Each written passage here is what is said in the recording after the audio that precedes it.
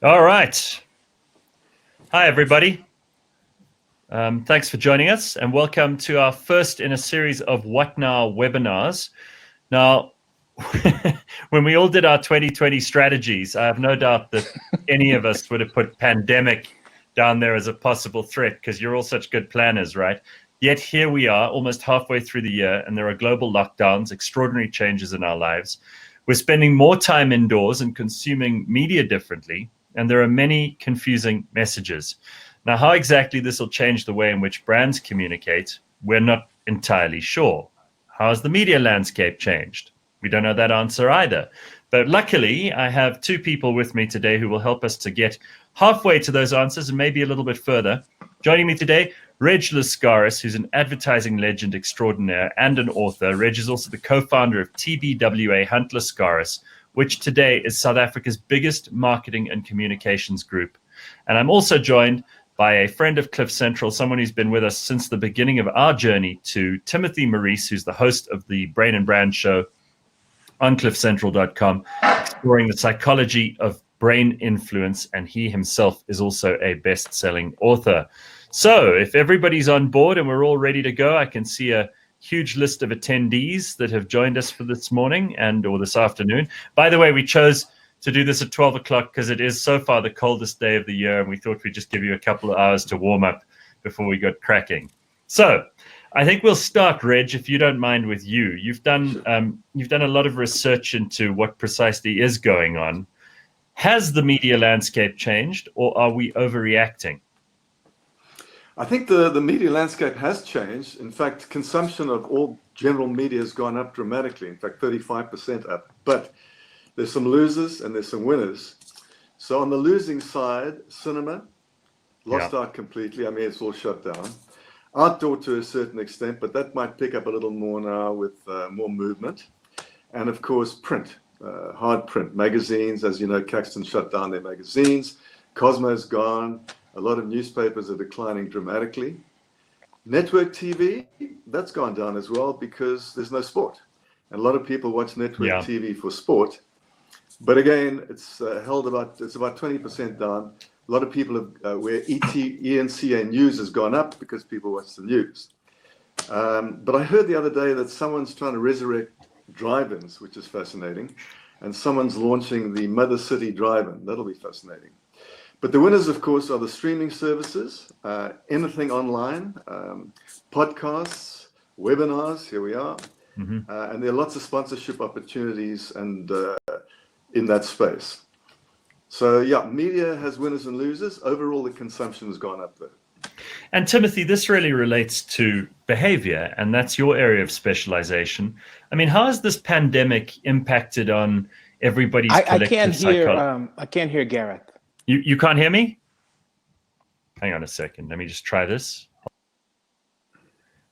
Timothy, can you hear me now? I can hear you now, yes. Okay, Reg, you can hear me as well.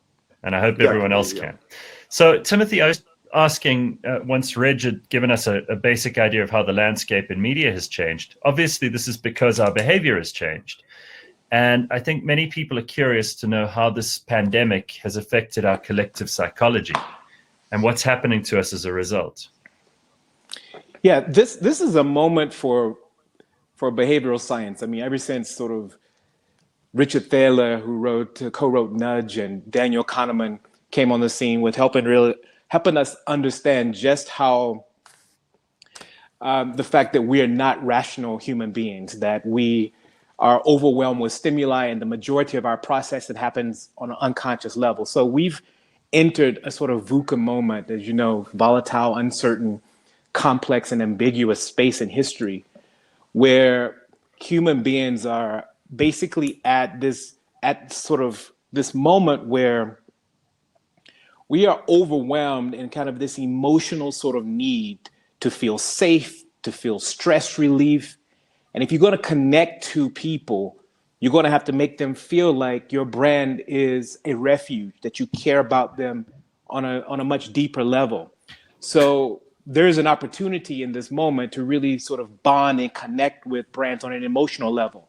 One of the things, because content has, the digestion of content has gone up so dramatically, as Reg said, one of the things we're facing is this sort of being choked by algorithms. And what that fundamentally means is that because algorithms are largely designed to keep people bonded to whatever platform you're viewing on, that the algorithms are using emotional levers.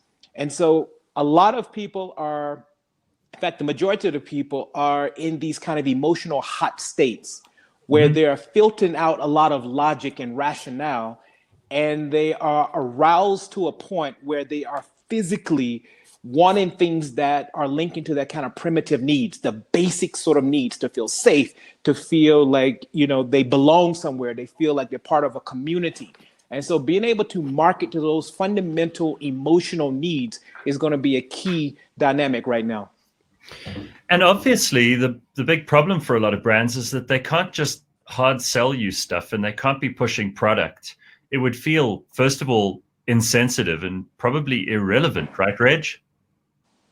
Yeah, you know, I think there's going to be a lower overall demand on products, full stop. And I think that's going to continue for about 18 to 24 months. There's less money around, and people, funny enough, have got used to spending less. I don't know when the last time you checked your credit card was, but I'm sure you've spent a hell of a lot less. Yeah. So the big trick now is to try and create demand. And you can only do that through innovation. In other words, what you've got to do is wake up the consumer again. You've got to have new product launches, exciting events. I mean, a classic example is Mattel, the toy maker, who all their toys were going nowhere, and then they reinvented and they came up with a series of heroes, the thank you heroes, doctors, nurses, and all of a sudden those toys just took off. And the local guys come up with a very nice innovation called I'm Local. So when you can travel again, you've got your I'm Local card, which means you get a discount, you're not mixed up with a foreigner. So a lot of innovation's got to happen. Also, safer products will do well, like SnapScan, because you don't have to touch the card. And people are going to have a lot of incentives to go back and shop. So I think that's one of the things that are happening right now. So yeah. Wesley asks, shouldn't we all just spend more so that the economy can climb up again? But Wesley, we don't have any money to spend. So that one's pretty easy to answer. But the reality is, Reg, a lot of companies are just shutting down in terms of their communications at the moment because they don't know what to do. So they're either frozen in fear or they're nervous about what to do in case they do something wrong. There are many companies who have gone, in the interview you and I had last time, dark. You mentioned that as a strategy. That's not a very good strategy for anyone who's trying to reach an audience. No, I don't think so, because if you go dark now, and you've been dark for a couple of months, and funnily enough, Coca-Cola was one of the companies that went dark, which is surprising, because normally they carry on doing all the time, branding, but they've gone dark. But there's going to be less competition around anyway, because a lot of companies like Hertz have shut down, Edgar's has shut down, some wine brands, I think you'll see fewer wine brands around. And the e-tailers have done much better, and retailers less well, because they've also been shut down. So there's going to be huge competition, but people are going to get more and more used to shopping online, and that's not going to change. So sorry, before we move on, I mean, Timothy, how does the behavior of people and the tips that we can incorporate into our daily lives to boost our ability to be productive and creative factor into this? I mean, people are not going to change fundamentally. Their behavior may change, but their desires to, live a certain way, to buy certain products, are those completely extinguished? I can't imagine they just go out of the window because of COVID-19. No, in fact, our podcast that we just launched today is with a MIT neuroscientist, Dr. Tara Swart. I encourage people to go on and listen to that, because she spoke about how people are kind of locking into micro habits where they're looking for small incremental changes. I mean, you just don't have the kind of cognitive, resources, with so much stress and being overwhelmed to be able to take on large goals and large challenges right now. So if you can help facilitate small incremental changes, little things in the home, if you can get people to think about, for example, like she mentioned, sleeping 30 minutes extra instead of taking on these really large kind of broad challenges. Small incremental changes. And I think if brands are really smart, they're going to look at helping people facilitate it, partnering with people instead of trying to force things down people's throats. And that kind of collaborative mindset in terms of communication is going to be really important. So, Reg, I know you've done a lot of research here, and you're looking at how the marketing trends going forward might be approached. I mean, what kinds of strategy changes are we talking about? Well, I think the consumer experience, as Timothy mentioned earlier on, is so important. You've got to get closer to the consumer. You've got to improve your relationship with the consumer. You've got to relate to your consumer, not dictate to your consumer. Everything online has got to be high quality, a lot more visuals. Your marketing strategy is going to change completely. It's not a case of a map anymore. It's a compass. So you've got to be much more agile, because you're going to chop and change as you go along. You'll get to the same goal, hopefully, but you'll chop and change. And I think the one thing we have to do now is go back to consumer and find out what they're thinking, because we don't really know. It's time to get back and get some new insights and chat to the consumer and take their temperature. Well, here's a question for you, Reg, that Pumi's just sent. Is it time for the small guys to sneak up on the market? Without the legacy of big corporate infrastructure, they could make the kinds of moves, the agile moves that you were just talking about. What do you think of that? Yeah, I think that's right. I think anybody who wants to be innovative now, it's a great time for innovation, because you've got to wake the consumer up. You've got to make them excited again. They've actually got used to spending less. So you've got to get them to spend again. But things like value deals to stimulate interest, especially in the travel industry, because you're not going to stick to your air miles anymore. You're going to look for the best deal. Yeah. So you need incentives to come back into the market. Now, what do both of you think of those very boring, blancmange, uninteresting messages about stay safe, stay home? Do you think that that's helped any brands at all? Do you think that people have responded well to that? I think in the early stages, people were quite responsive to it in terms of just, again, remember, we're in a state where people, if you look at the kind of the trajectory of what this lockdown has done, in the very early state, people just were so unsure. There were just so much ambiguity. People had no clue. And so at that stage, people wanted to champion that message of staying safe. But I want to just comment on what Reg's point. I think there's an opportunity right now to complement what he's saying, in that there's the ability to prime people's behavior right now. Oftentimes people will speak from their logic and tell you that I want this, but unconsciously you've got to know that, if you had asked people, if Steve Jobs had asked people, do they want a screen without a keyboard, they would have said no. In fact, most people did say no. If you ask people, do you want a small can of disgusting tasting drink like a Red Bull, people would say no. But unconsciously, you've got to understand that the counterintuitive thinking right now that we need to approach is this: that Roy Sutherland, VP at Ogilvy in the UK, speaks about the fact that,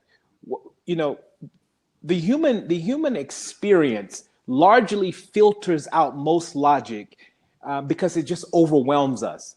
And so look in the case of Red Bull, what happened is that the small can and the bad taste suggested that it had to be really potent, that it had a big, huge benefit because it tasted medicinal.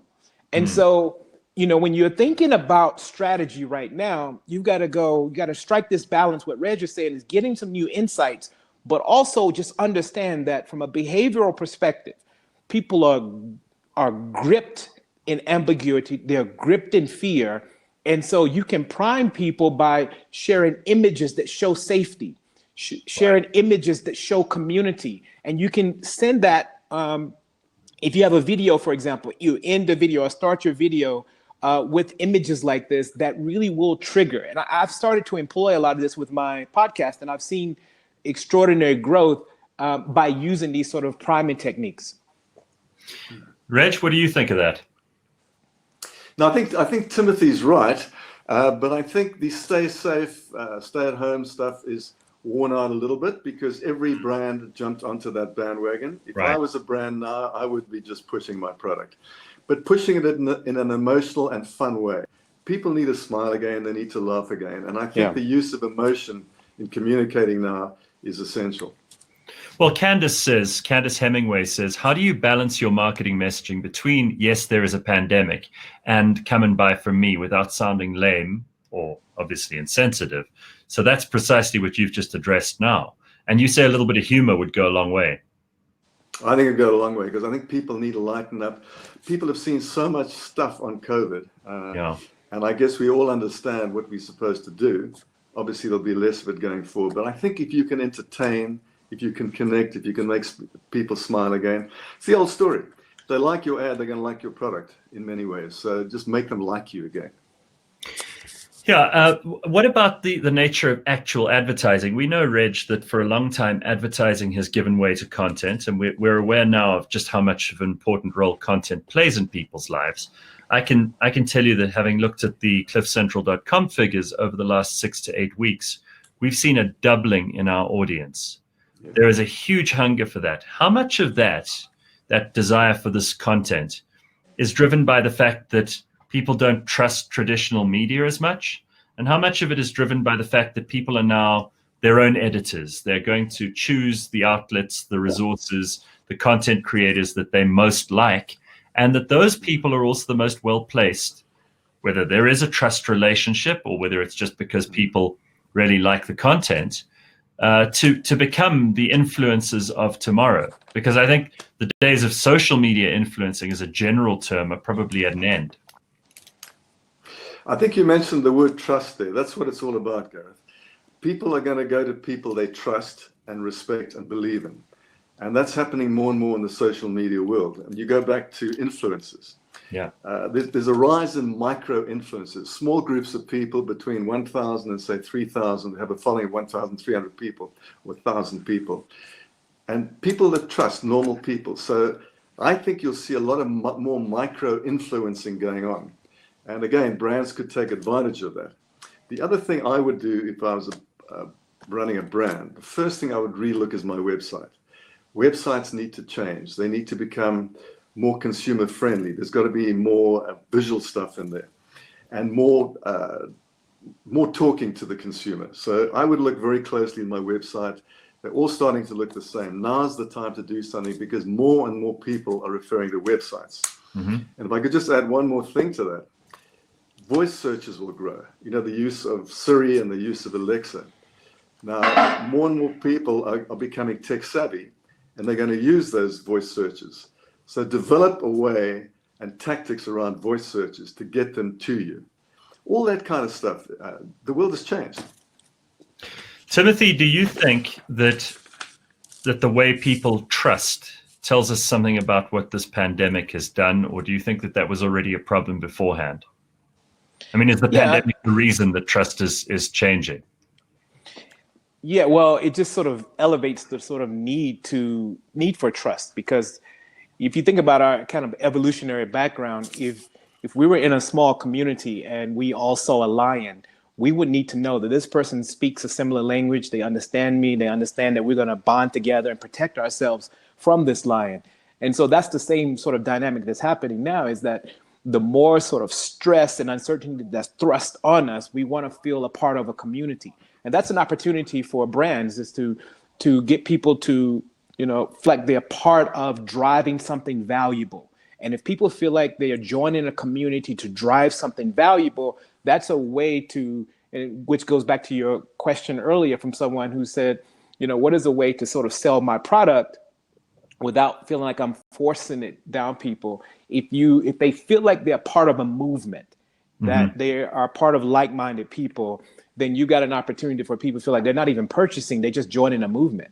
And that sort of trust dynamic, and if you can communicate and be very transparent in that process of this is what our collective goals are, you will, you know, elevate trust and make people feel in terms of their unconscious instincts, feel like they're part of a community. Well, Francois here agreeing with Reg, saying micro-influencing within a specific niche is going to be very important. Michael Lazarus also agreeing with Reg to say that user experience, UI and UC, and customer first approach will be the winner.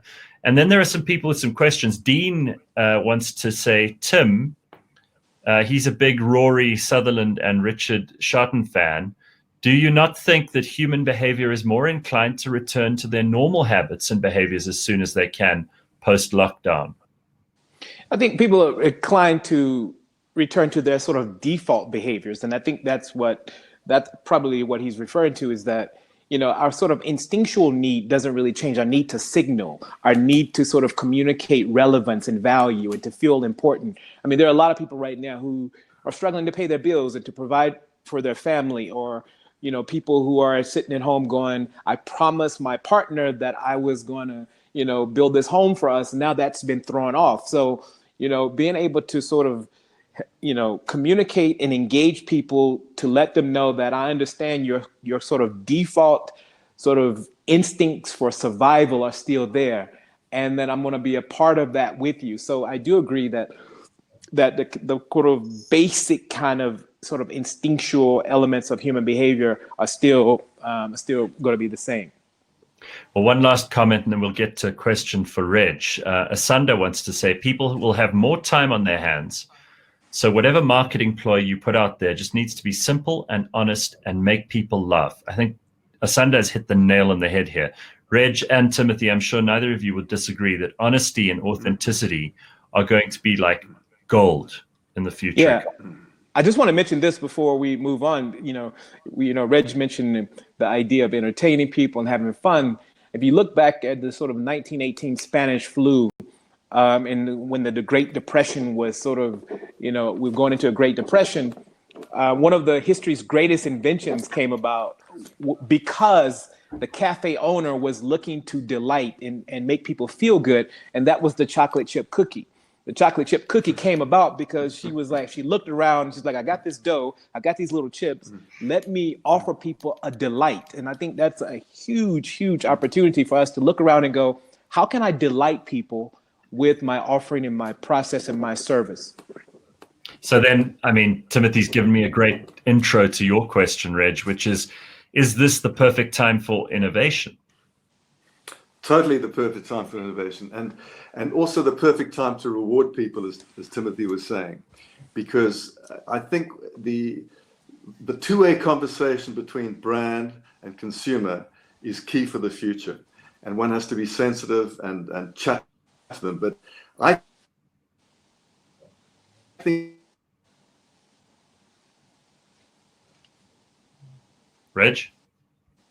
opportunity to bridge with your offline operations. Can you hear me? I'm still yeah. Sorry. I think me. I'm not sure if everybody had a problem there just hearing the beginning of your statement. So just start that question, that answer again, if you don't mind. I think he's freezing up. Maybe we can come back to him. Okay. Yeah, I've got something here for you in the meantime. Reg is coming back in. So Jamie says, there you go, Reg. Define value. Is it created or is it already established? Yeah. And therefore a brand simply tells the audience it's needed. So Reg, before we carry on with that question, the previous one about innovation, we lost you somewhere in the middle of that. Do you want to just pick it up? Yeah, I think innovation is key.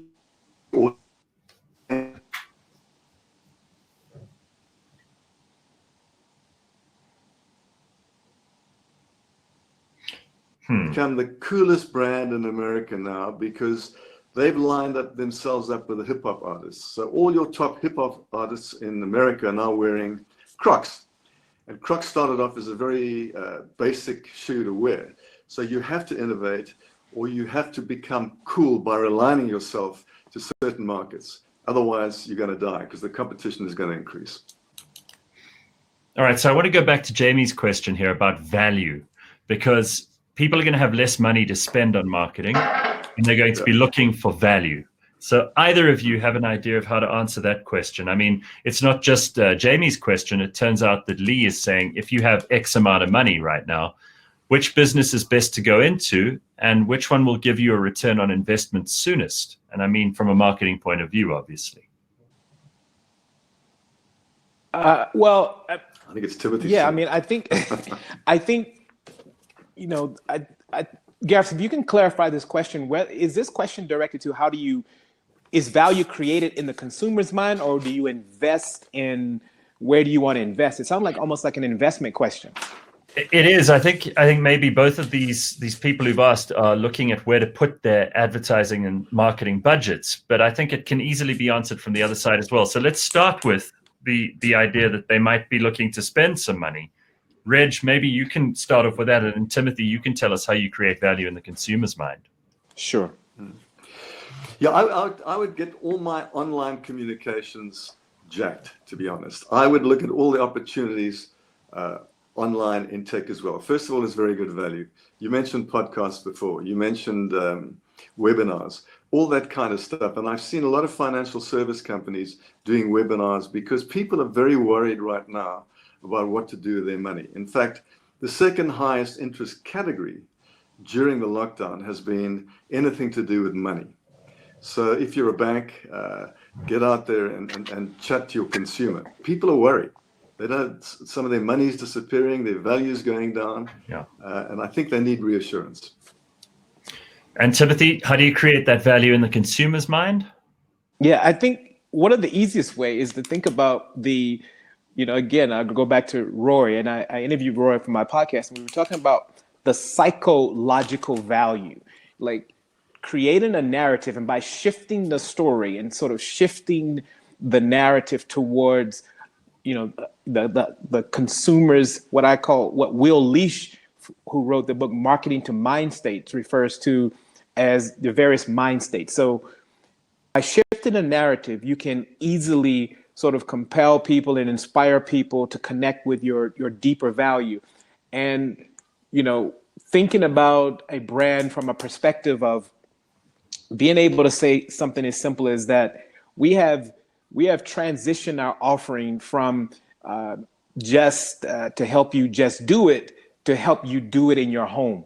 But the simple psychological shifts is where you really create value right now, instead of trying to sort of force a sort of a conscious shift. Try to make that shift on a deeper emotive, unconscious level.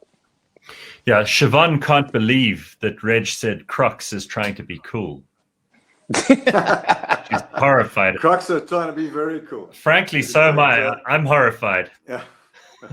Well, if you go to see what some of the top hip hop guys are wearing now, they're all wearing Crocs in the States. Oh boy. Okay. They've come up with multicolors and they've come up with new designs, and they are flying. Tuli wants to say that she's a sign language interpreter, and podcasts have opened up a niche opportunity to make content a little more inclusive for the deaf community. Trust and honesty are key. So again, the idea of authenticity, but exploring new markets, which Tuli's raised, is an interesting way to go. Yeah, absolutely. The whole story, and I think Timothy mentioned it earlier, of the common interest community. For example, communicating with people who love horses, right? There's got to be a lot of groups around horses just to get in there. It's not going to cost you a lot of money. Look for those micro-influencers in that area. People who are interested in cars or old cars. There's a lot of common interest communities one can get to in a very cost-efficient way. I'm going to ask some of these questions, and guys, feel free to jump in wherever. And if you've got more information that you want to share with us, I think that's why people have come. But feel free to interrupt at any moment if you've got something you want to add. So Alex says, innovation is great, but what about target markets that aren't adept with technology? For example, accessing podcasts over simple FM radio. Now, that's an interesting one, Reg, and you've been watching media for a long time. Alex's question is, I think, very poignant because we're entering a world where there are people who are the early adopters, who get this stuff immediately, who are native to it. I mean, you talked about, giving Siri instructions. And for some people, that's already the normal. But for many, it's still radio, television, newspapers. How do you bridge those gaps?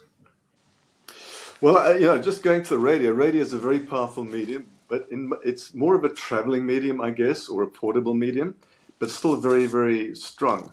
There's a new brand called Pura, which is a cold drink, that during the lockdown used radio really well. What they did is they they asked people to tell stories about what they were doing in the lockdown, and they were rewarding fun stories and any other stories that were interesting. And they climbed into radio as a medium, and it seems to apparently have worked for them. Huh. So yes, if you want to get to the mass market, I mean, radio goes really deep. And you don't have to just be in one area. I mean, the nice thing about digital is that you can then take the content you create digitally and you can put it on to traditional media, right? Correct. Of course you can. Yeah, you can put it whatever you like onto traditional media, because you still have to build your brand across all LSMs. So, Carol, just to continue our croc discussion, because that's not going to go away anytime soon. Carol says that Post Malone is wearing Crocs. Not that I'd. Correct. I wouldn't want to wear anything Post Malone is wearing. I think you probably get COVID just from being in the vicinity of Post Malone.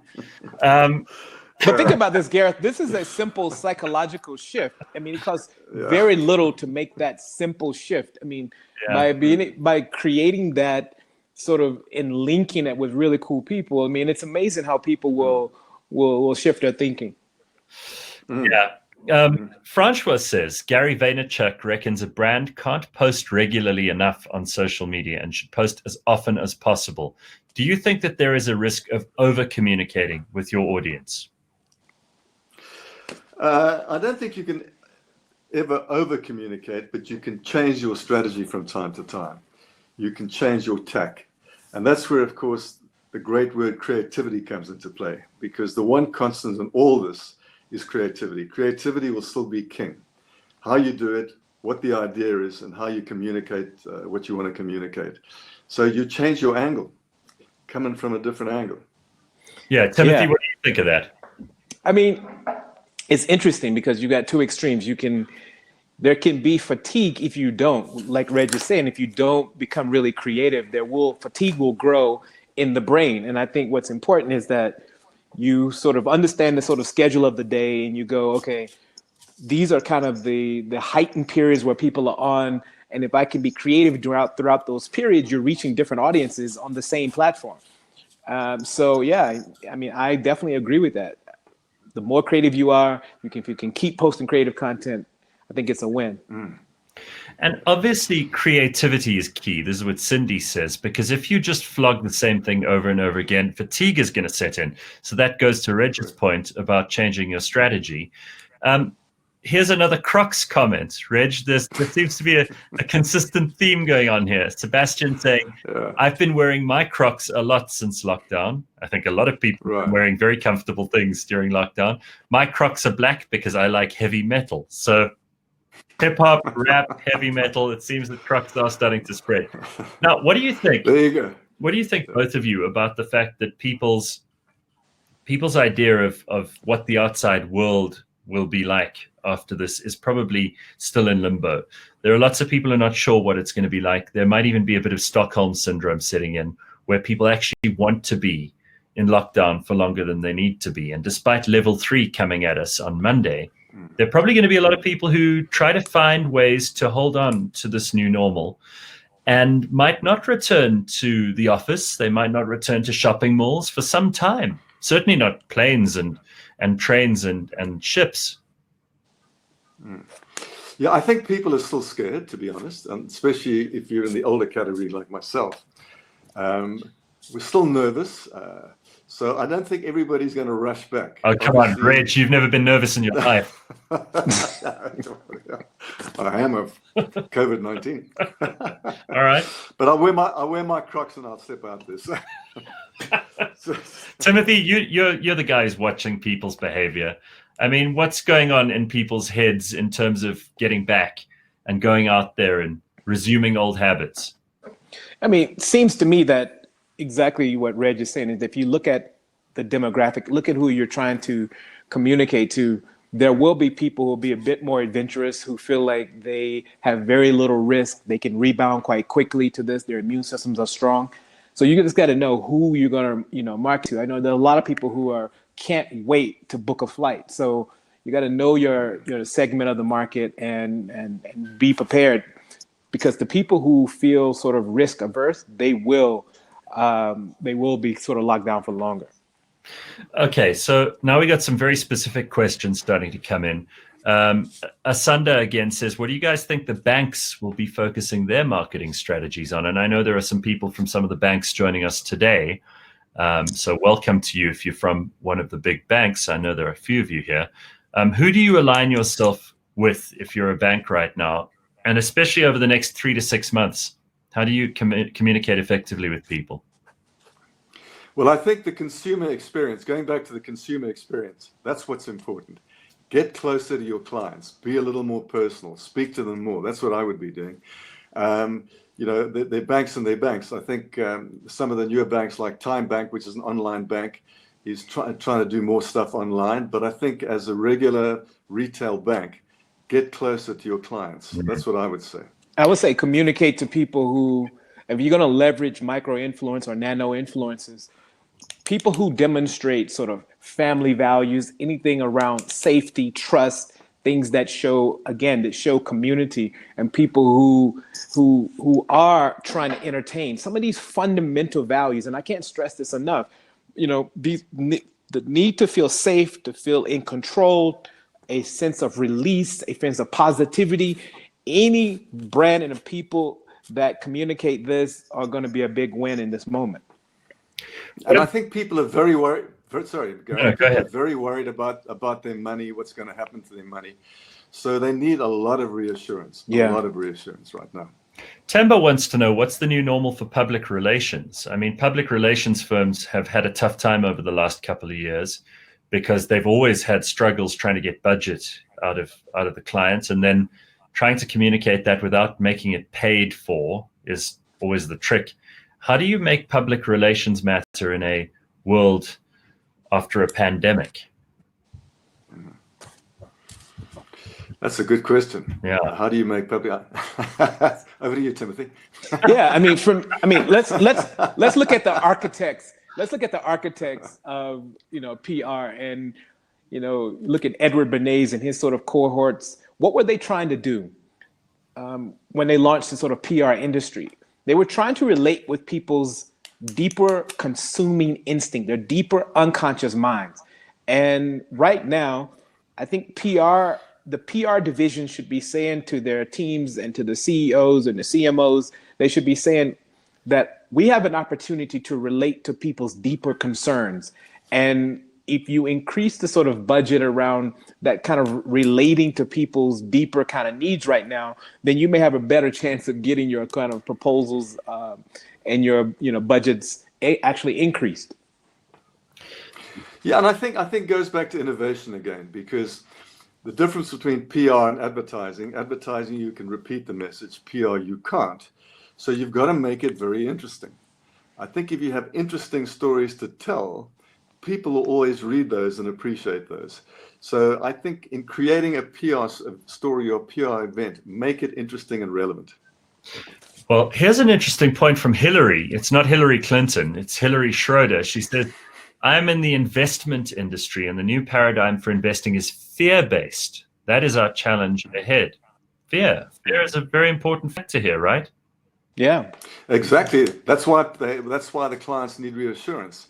They want you to hold their hand, Hillary, but don't wear your Crocs, but hold their hand. and people are scared of what's happening to their money. So I'm going to ask a question that's more about self-interest than anything else. We started podcasting 6 years ago in South Africa on a scale like this, and we've become the biggest podcast business in Africa. But a lot of people are only starting to discover podcasts now, and maybe that's because they've had a bit of time during lockdown. It seems to me that this represents a unique opportunity, and I'm not going to sell it, but Reg, have you got any research that shows how podcasts are doing? Yeah, podcasts have gone up dramatically, Gareth. Someone said to me and this is over a longer period of time, but the last 18 months, they've quadrupled. I mean, if you go onto what's the music download thing Spotify. called? Spotify. If you go on Spotify, you'll see how many podcasts are on Spotify now that you can download. And a lot of them are very interesting. People would love to know where gin came from, etc. But your podcast has got to be created in a way, again, that it's interesting And it's not just all about your brand. Yeah. It might be your brand might be included, but make it interesting. People want to hear stories. Life is all about stories. Yeah. And by the way, Francois is saying this webinar is not proudly brought to you by Crocs. It is not sponsored. We're not giving them any more airtime. But I will say that it's interesting to see in the world of podcasting. I see even Amazon with their Audible platform, which they own, are going into podcasts. Joe Rogan just landed a $100 million deal with Spotify. So there's definitely some movement there. And now, as it stands, Amazon, Google, Spotify, and Facebook are all launching podcast platforms of their own. So there's going to be some interesting stuff happening there, I'm sure. What about good old, like, clever advertising, Reg? The kind of stuff that really, is in your blood and something that you started doing early on. There's always going to be a place for that. And funny and clever are hard to come by, but when you hit the sweet spot, it really does all the magic, right? Absolutely. I think great advertising will always be relevant and great advertising will always work.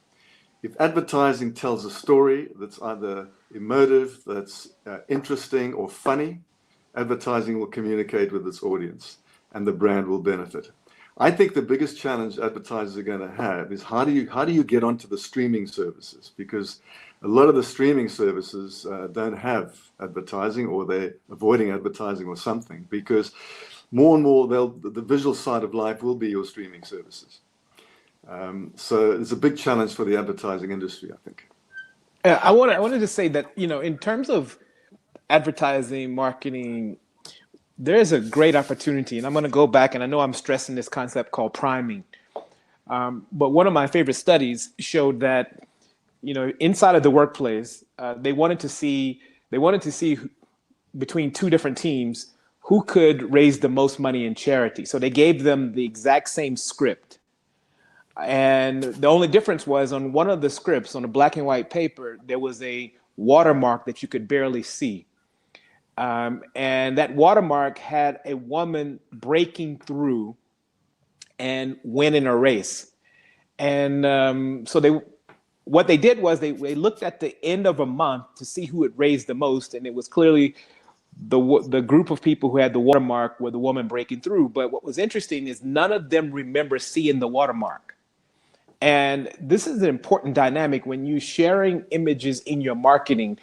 Right now, people want to feel better. They want to feel like they're winning, and be thinking about the images you use and how they represent people's deeper desires to feel better about themselves, to feel safe, and to feel like they're being released from stress.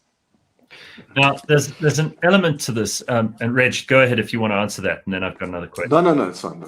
So there's an element to this which I think is quite interesting, because a lot of people have been suspicious of lockdowns. They haven't necessarily said it's the best strategy.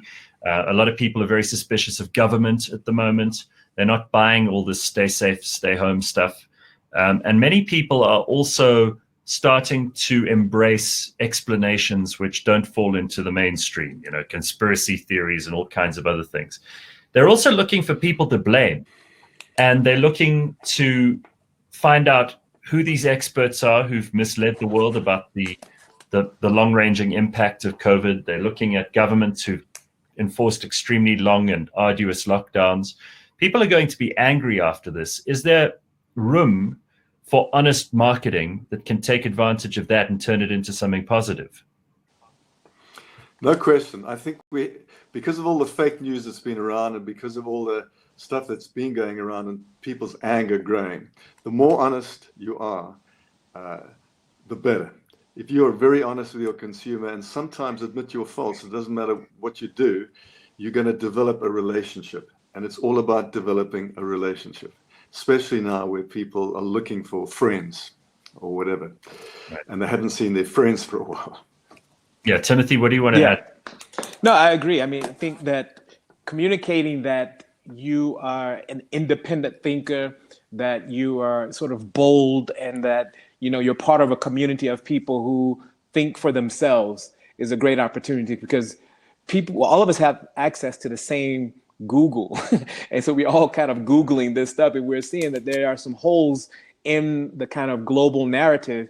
and that if you can demonstrate and show that you're part of a thinking kind of community of people, you may get people going, I want to be a part of that.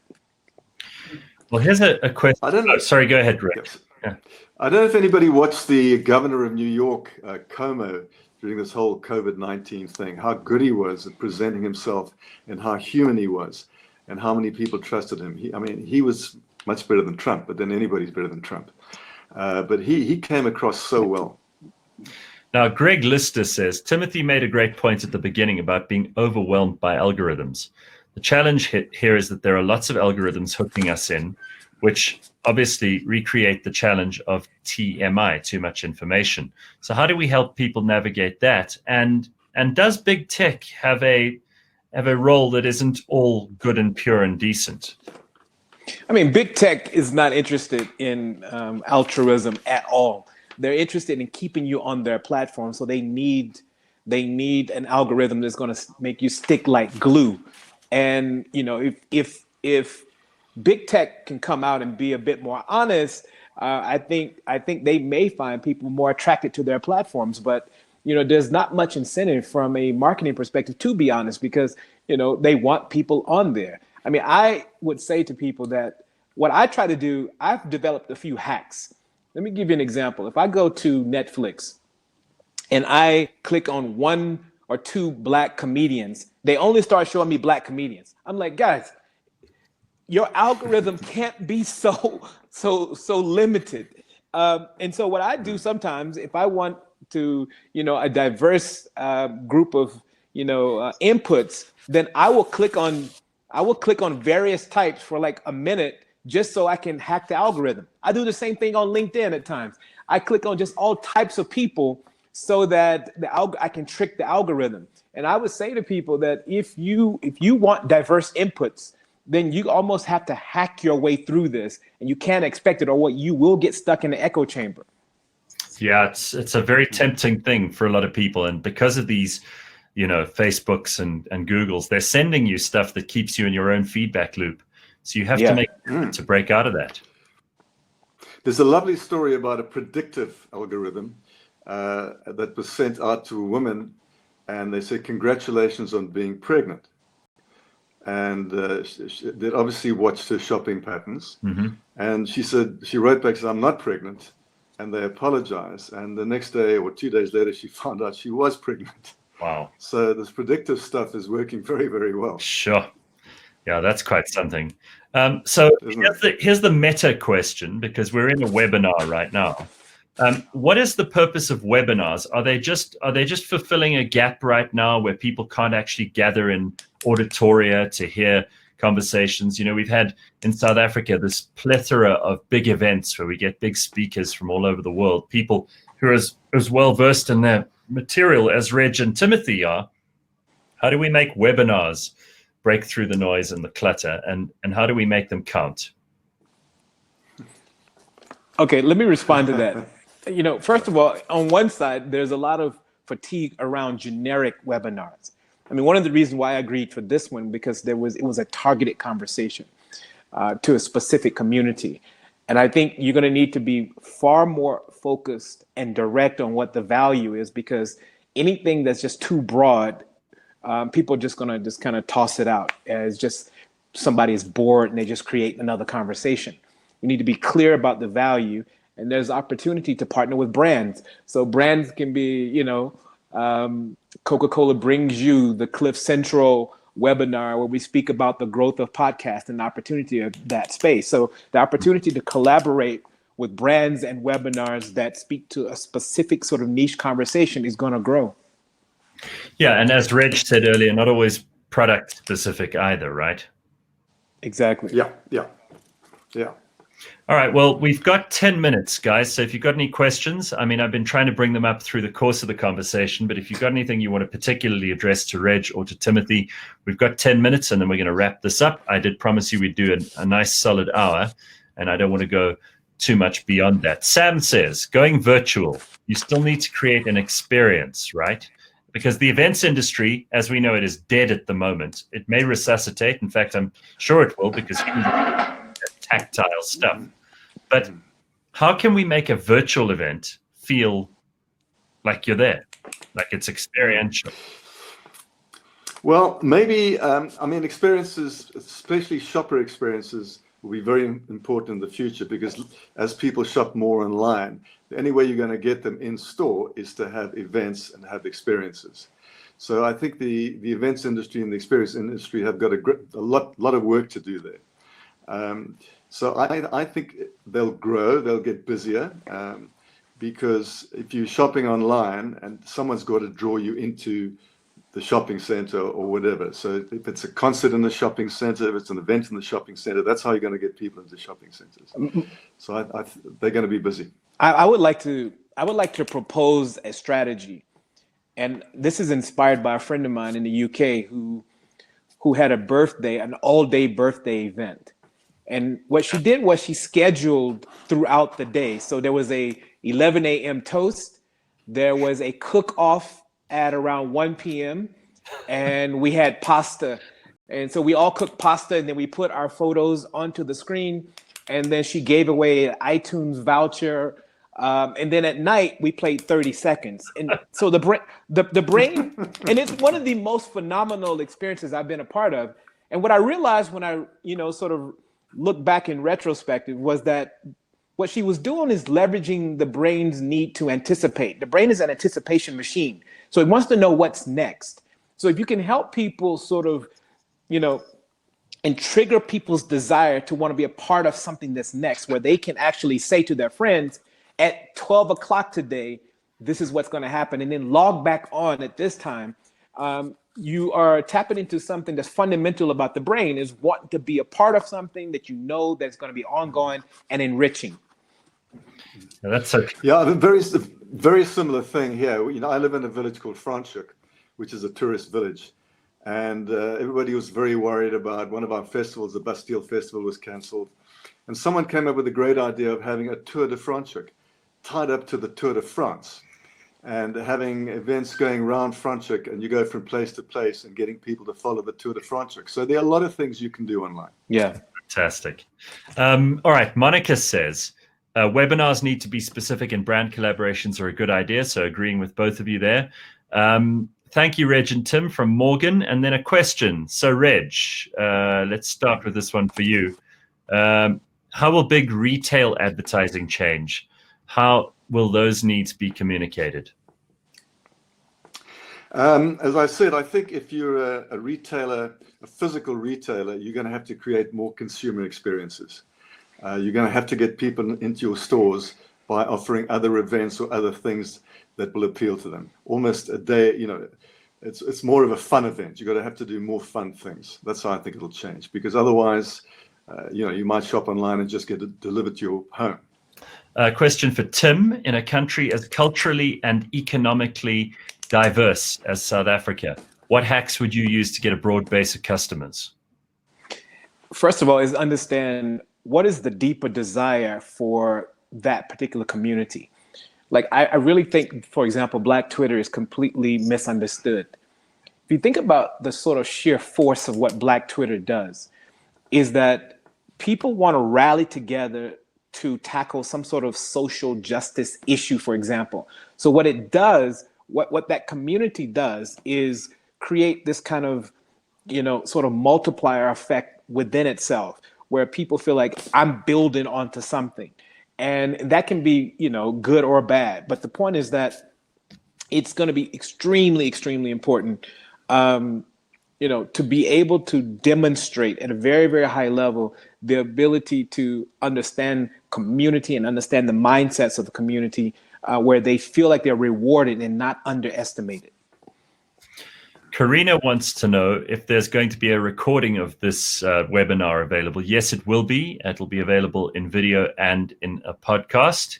And that's actually one of the things that we're looking to do to make our webinars slightly different at Cliff Central, is that we're going to make them available as short podcast clips. So, for example, there's one question that Reg answered or one that Tim answered that is particularly valid to a certain industry. We're going to separate that out into little podlets. And we'll also record the whole thing and make it available on YouTube afterwards. So there'll be video and audio that you can then easily download and pass on to other people in the business. So Karina, yes, the short answer is absolutely that will be available. Bradley says, I think retail is going to battle. Maybe they should incentivize foot traffic through virtual platforms. What about a 10% discount code that can only be used in store? It might make consumers a little annoyed. What do you think of that? I think that's great ideas, because it goes back to creating value for people again. Come to my store, I'm going to reward you. I'm going to reward you with something, whether it's monetary or it's an event or whatever.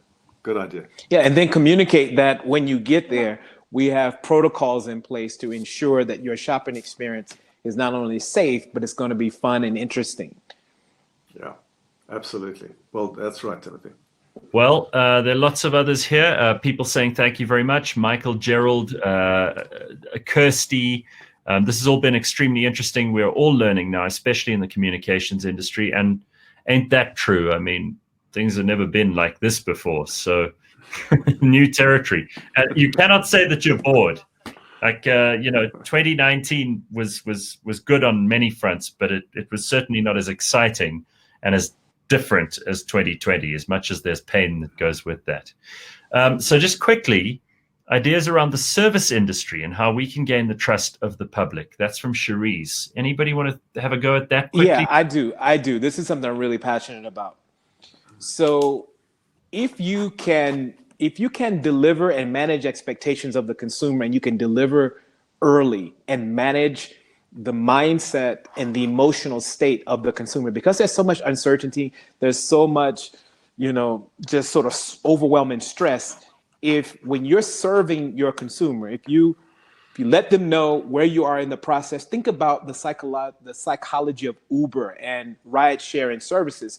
The big win of them is that they remove all the uncertainty. You know where the car is, or you think you know where it is at least. And so if you can see yourself as almost the Uber or service delivery and let them know where they are, like even if you're running behind, let them know that this is where I am in the process and this is what you can expect. That's how you're going to win in the service industry. Well, Red, yes, go ahead. Sorry, so I was going to say as well, I think you have to have happy staff, because the worst thing is coming across someone who's begrudgingly talking to you. I mean, that's just the most terrible thing. So I think if your staff are happy and motivated and they realize that service isn't servitude, and that's what keeps them in business and what keeps you in business and gives them a salary, then I think service is very, very important. Very important. Well, thank you both for joining us. I know that both of your time is very precious, so I'm very grateful that we could share this webinar with all the people who've joined us online. And the whole discussion will be available on cliffcentral.com, both as a podcast and video. And if you'd like us to host a webinar in your industry, or if you'd like some strategic consultation with any of the people here, Timothy and Reg, you can email me, Gareth@cliffcentral.com. Thank you for joining us today. Thanks, everybody. Thank you. Thank you. Thank you. Thank you. Cheers.